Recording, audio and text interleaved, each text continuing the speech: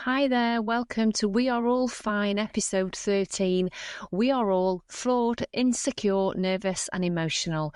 Here is our place where we talk all things real life, mental health and becoming the kind of person you're proud to be. I'm Heidi, I'm a counsellor and psychotherapist, and today we're diving into something really important but rarely taught: self-respect. Not self-confidence, not popularity, not being liked by others. I'm talking about the way you treat yourself when no one's watching. Let's spend some time together and talk about what self-respect really is, why it's different from self-esteem, and how to build it, even on the days you feel like you don't deserve it. Get yourself comfy. Let's go.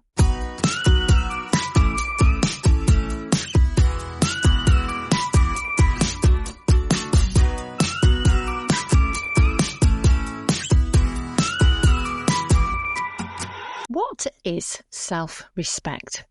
Self-respect is knowing your worth and acting like it. It's not about being perfect, and it's not about thinking you're better than others. It's about saying, I matter, my needs matter, my feelings are valid, and I get to set the rules for how I'm treated by others and by myself. It's what keeps you from saying yes when you mean no, or letting people walk all over you, or ignoring your own needs to make others comfortable. Self-respect is the foundation for healthy boundaries, self-care, and more important than anything, your long-term confidence. And the really cool thing, let me tell you, you can build it. You don't have to wait to feel worthy. You just start acting like you are. So my gift to you this week for episode 13, I have 5 ways to build your self-respect. Let's start at the top. Number 1, keep the promises you make to yourself. If you say you're going to take a break, go to bed earlier, or stop texting someone who disrespects you, follow that through. Even the small promises matter. They make the difference. Every time you do what you say, you naturally build up trust in yourself. So try doing this. Make one small promise today. Maybe it's like drinking a glass of water or going screen-free for 10 minutes, whatever you want, and do it. And repeat the same thing tomorrow. Small steps lead to big strides. Number 2, let's start setting some boundaries, even if they feel uncomfortable. Simply put to you, as I say to my clients, boundaries are how we teach people to treat us. That might mean saying, I don't feel comfortable with that, I need some time alone, or please don't talk to me that way. I know it's hard, but every time you set a boundary, your self-respect will grow and you will feel it. You will start to feel the difference. And let me also share this with you. You don't have to explain or apologize for your boundaries. And the 3rd way you can start to improve your self-respect: stop saying sorry for existing. Have you ever noticed how often you say sorry for the stuff that you don't need to apologise for? Oh, sorry for being annoying. Sorry I look like this. Sorry for having opinions. Sorry I bumped into you. Do me a favour, cut that out. Replace sorry with thank you, or nothing at all. You're allowed to take up space. You're valuable and you matter, so never say sorry for being there. You want the 4th one? Start speaking to yourself like you would a friend. The way you talk to yourself becomes your inner world. So ask yourself this: would I say this to somebody I care about? If not, reword it. Instead of saying things to yourself like, oh God, I'm so stupid, try, I made a mistake, it's okay, I'll work it out. You really do need to be your own best friend before you're anybody else's. The kinder the words you use, the more self-compassion. Every single day, practice self-compassion and speak to yourself like you would your best friend. All of these things will go to help your confidence, your ability to be with yourself, and your ability to know what you need and to be able to say no and put those boundaries in place. And the 5th way to build up that self-respect of yours is to choose people who respect you back. You really do deserve to be around people who listen to you, support you, celebrate your wins, and respect your boundaries. If somebody in your world right now is constantly making you feel small, ignored, or unworthy, it really is okay to walk away.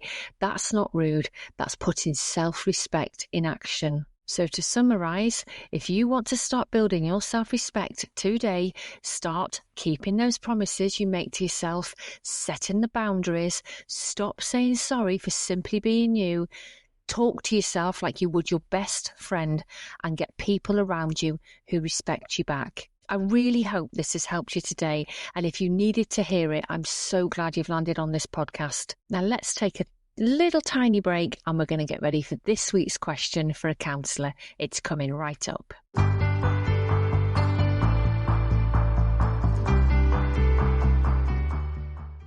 Thank you to the person who has sent me quite a long email.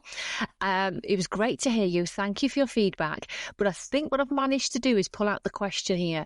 Why do I let people walk all over me in relationships? That's a deeply honest question, and it's a common one, especially for people who are empathic, sensitive, or grew up learning to put others first. If you're asking, why do I let people walk all over me? Here is my therapeutic breakdown of what might be going on. You may have learned that love is conditional. So if you've grown up in an environment where love, attention, or approval were earned, not just freely given away, you may have learned that pleasing others is how you get connection. You're probably going to be avoiding conflict at all costs. You'll be staying silent to keep the peace, and you'll always put others' needs far ahead of your own. Now, over time, this can lead to relationships where you're overgiving and you're undervalued. I'm also going to ask you to consider if you struggle to say no or set boundaries. And we've talked about this just previously when we were chatting about self-respect and how you can build yours. If you've never been taught or supported in setting good, healthy boundaries, it can feel rude or scary or even selfish to speak up. But saying yes when you want to say no is one of the most common ways people end up being walked all over. People pleasing is often a survival strategy, not a personality trait. And I'm going to guess there's going to be an element of low self-worth. When you don't fully believe you're worthy of respect, you may settle for less. But deep down, there are going to be thoughts like, I don't deserve better. At least somebody wants me. And if I stand up for myself, they'll leave. Just listen to the fabric and the flavour of those words. These beliefs are usually internalized from earlier life experiences, and they can change with healing and practice. And how about thinking about this? Are you confusing love with sacrifice? Now, some people are taught that real love means giving everything, giving all, tolerating anything, and staying loyal even when you know you shouldn't or it hurts. But love without mutual respect becomes self-abandonment. Healthy love must include both kindness and boundaries. And just one other thing that I was thinking about when I'm answering your question is, are you repeating familiar patterns? Now, sometimes we recreate what's familiar. It's safe. It's not because it's healthy, but it's because it's what we know. Now, if you had emotionally unavailable, controlling, or critical people in your early life, this might feel normal to end up in the similar dynamics in the relationships you're having now. Awareness to all of what I've just discussed is the first step to breaking the cycle. If this question resonates with any of you and you feel you're the person that people walk upon or walk all over, start small with your boundaries. Practice saying no in low-stakes situations. Work on your self-respect. I've given you a podcast today with 5 tips how you can improve it. Journaling, therapy, self-compassion can all help shift your inner dialogue and get people around you who respect and honour your boundaries. And remind yourself daily, you are not too much, you are not a burden, You are allowed to take up space. And finally, here is my therapy thought for you this week. Self-respect isn't about thinking you're better than others.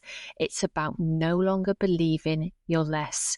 It's the quiet decision to stop abandoning yourself for approval, to stop accepting less than you need to just to be liked, and to start treating yourself like someone who matters, because you do. Thank you for joining me today, episode 13. It's been gorgeous. Remember, self-respect isn't something you earn by being perfect. It's something you practice moment by moment. You're worthy. You do not need to shrink, and you don't need to prove anything. If this episode has helped you, please send it to a friend who needs to hear it too, and hit follow so you don't miss what's coming on We Are All Fine, Flawed, Insecure, Nervous and Emotional. You're really welcome to come back next Monday, episode 14, where I'm going to be giving you 5 effective ways to stop your anxiety before it starts. You do need to listen to that. It's really going to help you. Share it with my clients all the time. Come and follow me on TikTok, Instagram, look me up on YouTube, and I think I'm on Facebook somewhere as well. My husband's in charge of all the social media.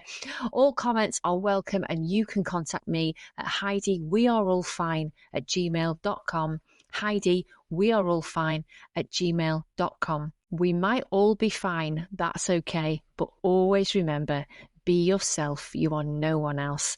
Until next time, you look after yourself, get that self-respect in place, and you take care.